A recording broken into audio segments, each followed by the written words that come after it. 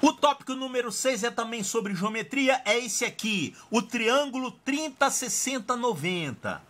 Que, pelo amor de Deus, não vai chamar isso aqui de triângulo egípcio, tá? Eu já vi isso sendo chamado por aí de triângulo egípcio, mas eu não sei se esse triângulo originalmente, digamos, em outros países ou em épocas mais antigas, se isso era chamado de triângulo egípcio. Eu sei que o triângulo 3, 4, 5 era usado no Egito, já vi sendo chamado de triângulo egípcio por aí, sei que os egípcios usavam o triângulo 3, 4, 5 lá nas suas construções, já era conhecida a sua propriedade. Oh, que incrível, um triângulo retângulo com lados números inteiros. Pois é, agora esse aqui eu não sei, e eu também não tive tempo de investigar isso ainda, que só recentemente eu vi o pessoal chamando isso aqui de egípcio, tá? Eu chamo de triângulo 30, 60, 90. O que você tem que saber sobre esse triângulo? Isso aqui, o triângulo 30, 60, 90, ele é a metade de um triângulo equilátero. Ele é um triângulo equilátero cortado ao meio. Quando você corta o triângulo equilátero ao meio,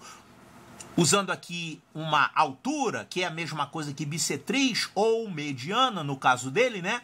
Aqui você tem um ângulo de 60 e aqui o ângulo de 30. E os seus lados vão guardar a seguinte relação. Esse lado é metade do lado do triângulo equilátero original. Então, se você chamar isso aqui de 1, isso aqui vai ser 2. E isso aqui, esse lado, é a altura do tal triângulo equilátero, que vai ficar raiz de 3. Porque é lado vezes raiz de 3 sobre 2, né? Isso aqui sai de um Pitágoras que você faz aqui.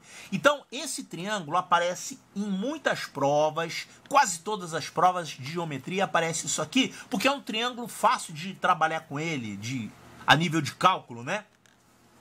É só, sabendo o cateto menor, para saber o cateto maior, é só você multiplicar por raiz de 3. E a hipotenusa é o dobro do cateto menor. E aí tem aquela historinha, o cateto oposto a 30 vale a metade da hipotenusa, por causa disso aí.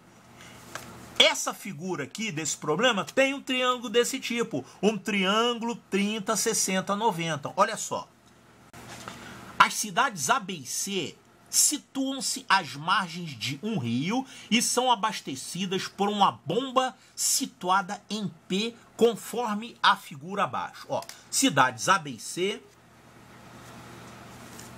Tem aqui no meio do rio uma bomba que abastece as 3 cidades. Tá bombeando água do rio. E aqui formou um triângulo retângulo, ó. Ele deu que é retângulo. E aqui o ângulo de 30 graus. Claro que esse aqui então vai ser 60. Então isso aqui é um triângulo 30, 60 ou 90. Pode esperar que ele aparece na maioria das provas em que cai geometria, tá? Então, sabe-se que o triângulo ABC é retângulo em B e que, como é que é? A bissetriz do ângulo reto corta AC no ponto P. Então, olha aqui, uma informação nova. A bissetriz do ângulo reto corta AC no ponto P. Então, isso aqui é bissetriz. Então, nós vamos ter que utilizar aqui isso, ó. Teorema das bissetrizes. Dá para resolver o problema sem usar isso, tá? Já que isso aqui é bissetriz, você vai poder calcular esses ângulos aqui. De repente você chega a essa conclusão aqui, fazendo alguma construção, sem precisar usar o teorema das bissetrizes. Mas eu vou fazer assim. Bissetriz, quer calcular isso aqui? É o teorema das bissetrizes. Então, olha aqui. Se o BC vale 6 raiz de 3 km, olha aqui. BC é 6 raiz de 3. Igual aqui, ó. O cateto maior é proporcional à raiz de 3, né? Então, se aqui é 6 raiz de 3, quanto é que é esse aqui? Já que a proporção entre eles é de 1 para a raiz de 3, se aqui é 6 raiz de 3, quanto é que mede esse pedaço aqui? É 6. E essa hipotenusa é o dobro do cateto menor. Essa hipotenusa aqui vale 12. Eu vou deixar indicado aqui 12, tá? Não vou rabiscar, não. 12. Ele quer saber quanto é que vale CP. Olha aqui, CP. Bom, você pode fazer o seguinte. Lembre-se do teorema das bissetrizes, que a bissetriz divide o lado oposto em segmentos proporcionais aos lados vizinhos desse ângulo. Quer dizer, a razão entre esses dois segmentos aqui é igual a raiz de 3 para 1. Sendo assim, vamos chamar essa medida aqui de x raiz de 3. E essa aqui vamos chamar de x. Isso aqui vamos chamar de x. Então esse segmento eu estou chamando de x, esse segmento vai ser x raiz de 3. Claro, porque a razão entre esses segmentos é a mesma razão entre esses lados, porque isso aqui é uma bissetriz. É o que diz o teorema das bissetrizes. E você tem que essa distância total aqui é 12. Então, vamos colocar aqui que x mais x raiz de 3 vale 12. Se eu achar o x e eu resolvo o problema, o que ele quer saber? Ele quer saber quanto é que vale CP. Ele quer saber isso aqui. Claro, se eu descobrir o x, automaticamente eu achei o CP. É só multiplicar ele por raiz de 3, né? Então, o x vai ficar quanto? X que multiplica raiz de 3 mais 1 é igual a 12. Então, o x vale 12 dividido por raiz de 3 mais 1. Podemos racionalizar isso aqui. Vamos multiplicar e dividir por... Aqui é raiz de 3 mais 1, então vai ficar raiz de 3 menos 1. Se quiser botar 1 menos raiz de 3, também pode, vai dar no mesmo. Só que vai pintar um sinal ali que vai trocar e destrocar. Então aqui raiz de 3 menos 1. Pronto. Esse denominador aqui vai ficar quadrado do primeiro menos quadrado do segundo, vai ficar 2. Esse 12 com esse 2 vai cortar, vai ficar 6. Corta aqui, então vira 6. Pronto, então o x, vou botar aqui, o x vale 6 que multiplica a raiz de 3 menos 1. 6 que multiplica a raiz de 3 menos 1. Isso que o problema está pedindo é x raiz de 3. Então o CP vale x raiz de 3. Então pega isso aqui e multiplica por raiz de 3. Vai ficar 6 que multiplica, vamos multiplicar o raiz de 3 aqui dentro. Vai ficar raiz de 3 vezes 3, que é 3, e aqui 1 vezes raiz de 3. Pronto, 6 vezes 3 menos raiz de 3. Olha aqui. 6 vezes 3 menos raiz de 3. Resposta correta, letra B de bravo.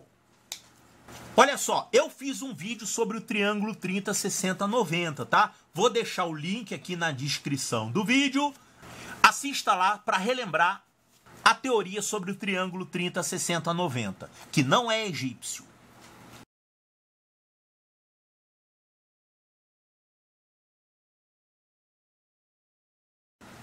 Esse tópico aqui, pessoal, não tem uma questão associada para resolver, tá? É só um conselho.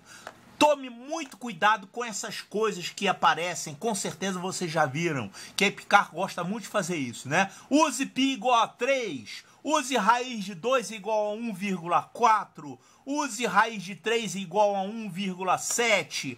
Isso aqui, quando você olha uma questão dessa pela primeira vez, olha uma indicação assim, você pensa assim, puxa vida, como ele é bonzinho, ele quer que eu faça as contas de forma mais simples, usando π igual a 3, ó. Não faça isso, porque às vezes ele quer realmente simplificar as contas para você, mas às vezes ele coloca isso aqui para te foder. Opa, foi mal. É o seguinte, tem questões que quando você vai lá e substitui os valores, no caso do fazer π igual a 3, nem tanto, mas em situações como essa aqui, fazer raiz de 3 igual a 1,7, por exemplo... Olha só, antes você tinha lá a raiz de 3, um número bonitinho, que você até pode encarar ele como um símbolo. E você ia manipulando aquele símbolo, raiz de 3 para lá, para cá, e no final, às vezes, ele até corta, às vezes você até leva ele ao quadrado numa passagem e ele deixa de ser raiz de 3, vira 3, né? Mas se você for lá e colocar 1,7, você já vai ficar com um quebradinho decimal aqui, tá vendo? E pior é quando você tem uma mistura de raiz de 3 com raiz de 2, aí você vai botando 1,7, 1,4, aí elevou aquilo ao quadrado, ficou com duas casas decimais. Quando fica isso aqui num denominador é pior ainda, o erro se acumula. Eu já vi uma questão da Epicar que tinha raiz de 3, raiz de 2, raiz de 6 e π, tudo misturado. E tem um detalhe, se você substituir esses valores no início da questão, você vai fazer um monte de conta com esses quebradinhos e esse erro vai se acumulando no meio das contas. Quando chega lá no final do resultado, além de você ter tido um trabalho muito maior para trabalhar com esses números do que com esses, você vai encontrar um erro grande. Eu já vi uma questão que se você fizesse com os valores exatos, dava um valor 22. Mas colocando os quebradinhos lá no início, dava 17 o valor. O erro se acumulava muito. Se você fizesse essa substituição no final, dava certinho. Dava quase a mesma coisa se você fizesse com a calculadora ou se você fizesse com raiz de 3. A minha recomendação para esses problemas que mandam fazer, faça π igual a 3, faça raiz de 3 igual a 1,7, faça raiz de 2 igual a 1,4. É você fazer isso aqui, essa substituição, no final do problema. Não substitui os valores lá no início e sai fazendo continhas com números decimais, não. Faz com as raízes. Você não é craque em manipulação algébrica, operações com radicais, vai fazendo. E no final é que você substitui. Aí tudo bem. Substitui e vê lá as respostas que o problema dá. Porque assim você corre o risco de ter mais trabalho e de encontrar uma discrepância assim se você substituir lá no início, tá? Então, cuidado com isso aqui. Só isso. Que bom esse tópico, hein? Rapidinho.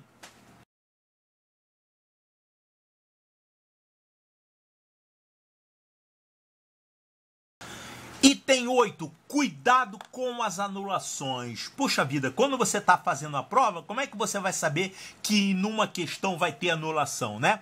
Se você estiver quebrando a cabeça e tiver uma situação absurda, como nenhuma das respostas está servindo, aí você pode pensar assim, eu vou deixar para lá porque essa questão pode ser anulada. Eu diria que isso é um caminho bom para você fazer. Se está estranho, se você não está achando nenhuma das respostas, pode ser que tenha anulação. Você vê que em muitas provas da EPICAR aparece anulação, é muito comum, né? Essa questão, por exemplo, ela foi anulada. Agora, anulação, você não deve simplesmente esquecer a questão, tá? Deixa ela para depois, no final da prova, você dá uma olhada nela e pensa assim, será que esse professor da banca pensou em alguma coisa aqui que está errada, mas em função dessa coisa errada teria uma resposta certa? Sabe por quê? Porque a EPICAR, ela dá um tempo desprezível para você recorrer de uma questão. Eu, por exemplo, não consigo pegar a prova da EPICAR, resolver, analisar e fazer um vídeo com um recurso, nem um PDF com um recurso, quando eu encontro questões anuladas. Ano passado eu peguei uma questão, quando eu vi que estava errado o gabarito, já tinha acabado o tempo da anulação. É porque eu não tenho acesso à prova. Cursinhos, por exemplo, pegam as provas dos alunos, os alunos fotografam lá, pegam a prova e no próprio dia da prova, no domingo, os professores se reúnem e ficam lá resolvendo a questão antes da aeronáutica divulgar a prova. Então eles têm acesso rápido à prova, né? Bom, se vocês quiserem mandar as questões para mim no dia da prova, por e-mail, aqui no canal tem contato, você pode mandar por e-mail para mim e eu dou uma olhada na prova no próprio dia e vejo se tem alguma coisa para anular na prova, tá? Essa questão aqui, por exemplo, é do ano passado. Ela estava errada e ela foi anulada. Mas tem uma outra nessa mesma prova que eu vou mostrar a seguir que estava errada e não foi anulada. Olha aqui. Essa questão, ela diz que isso aqui é um triângulo equilátero e que você girou ele de 45 graus. Bom, primeira coisa, vou girar isso aqui de 45 graus. Esse ângulo aqui é um ângulo de 45 graus. Por quê? Porque isso aqui mede 2. E isso aqui também mede 2. Então, 2, 2. Isso aqui é um triângulo retângulo isósceles. Então, esse ângulo é de 45 graus. Então, quando você girar de 45 graus, esse ponto A vai parar bem aqui. E esse ponto B vai parar bem aqui.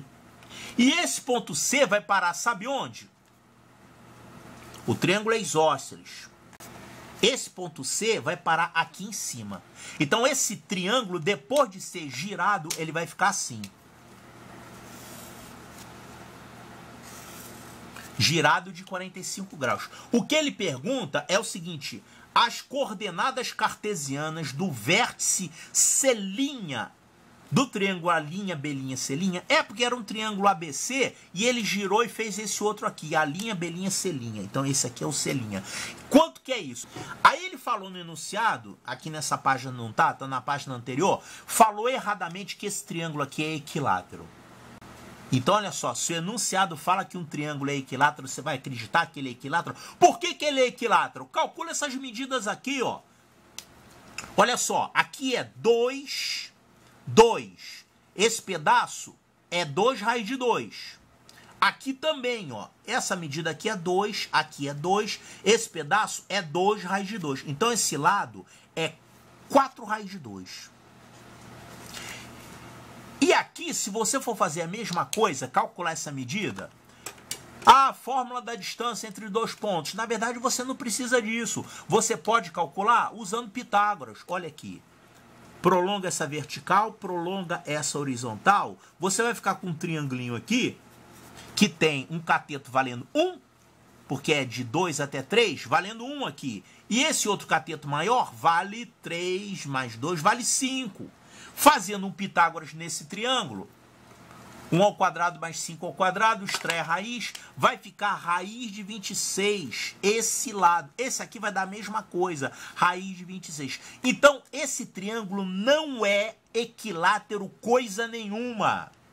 Ele te enrolou com isso. E por causa disso, a questão, digamos assim, você errou e ainda por cima a resposta dele não dava certo. E aliás, nenhuma resposta dava certo. Eu garanto a você que se tivesse uma outra resposta que desse certo, ele não ia anular, não. Ele ia ignorar que falou errado que o triângulo é equilátero. Ia dar uma banana para você. Então, qual foi o raciocínio da banca?